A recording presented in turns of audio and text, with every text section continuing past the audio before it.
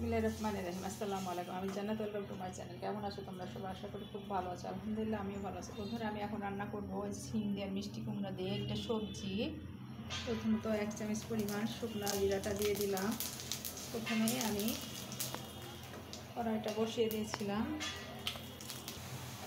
আমি একটু বেশি করে পেঁয়াজের পেস্টটা দিয়ে দিয়েছি, জিরা পেস্ট, জিরা গুঁড়া,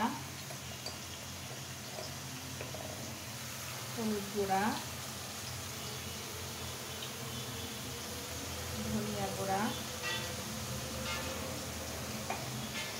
আর 7 চামচ পরিমাণ লাল মরিচের গুঁড়া দিয়ে এখন মশলাটাকে আমি কষিয়ে নিচ্ছি।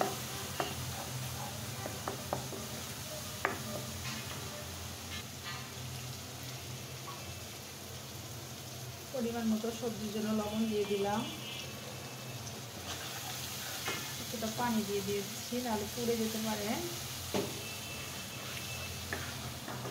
এখন আমি মশলাটা 2-3 মিনিট ভালো করে কষিয়ে নেব। মশলাটা কষানো হয়ে গেছে, দেখতে পাচ্ছ তেলটাও ছেড়ে দিয়েছে। এখন আমি এই যে কেটে ধুয়ে পরিষ্কার রাখা সবজিগুলো দিয়ে দিচ্ছি।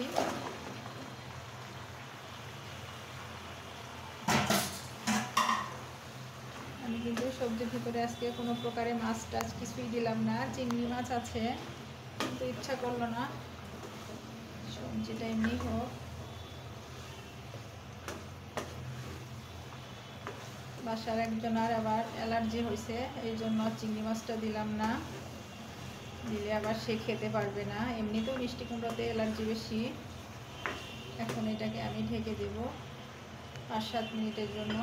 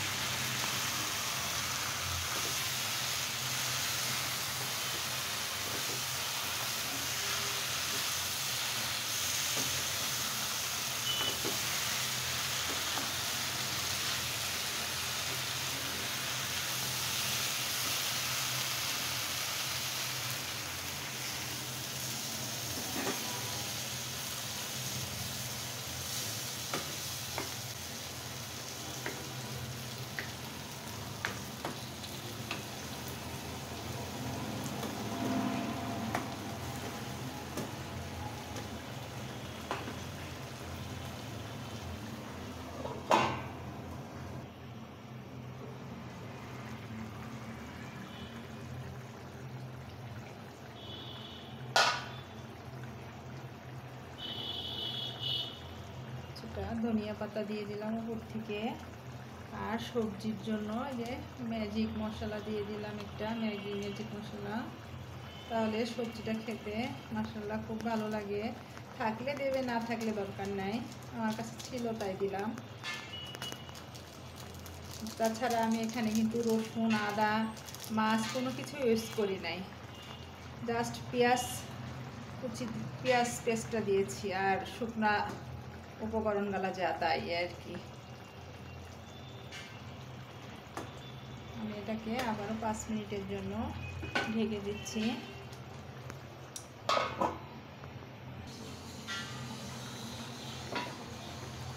তিনটা কাঁচা লঙ্কা ভেঙে দিয়ে দিচ্ছি, সবজিতে ফ্লেভার ভালো আসবে তাই।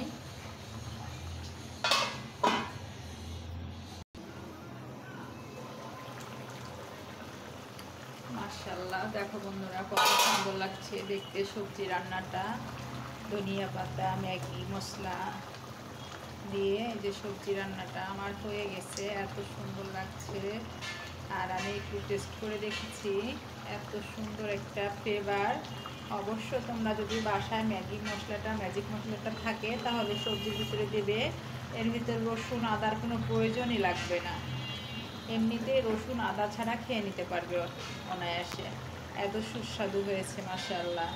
বন্ধুরা, আমার ভিডিও যদি তোমাদের ভালো লেগে থাকে অবশ্যই লাইক কমেন্ট শেয়ার করে দিও, পাশে থাকা বেল আইকনটা অবশ্যই প্রেস করে দিও।